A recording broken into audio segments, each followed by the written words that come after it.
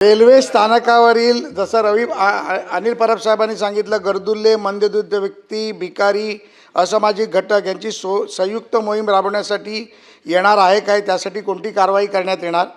Local रेल्वेच्या सर्व डब्यामध्ये उच्च क्षमतेचे CCTV, आपत्कालीन अलर्ट प्रणाली, पॅनिक बटन, हेल्पलाईन आणि कृत्रिम बुद्धिमत्ता अशी सुरक्षा प्रणाली टप्प्याटप्प्याने आपण ठेवणार आहात का?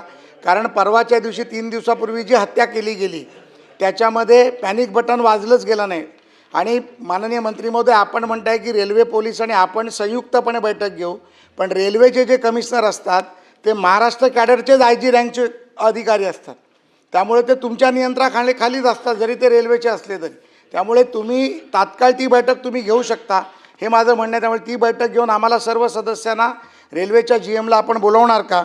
आणि उपनगरीय रेल्वेतील प्रवाशांना जीवित सुरक्षा हक्क सुनिश्चित करण्यासाठी गृह विभाग, रेल्वे पोलीस, स्थानिक पोलीस आणि रेल्वे प्रशासन यांच्या समन्वयातून 24/7 विशेष सुरक्षा आराखडा, नियमित गस्त, त्वरित प्रतिसाद पथकं आणि गुन्हे प्रतिबंधित कृती आराखडा राबवण्यात शासन कोणती तातडीची कारवाई करणार?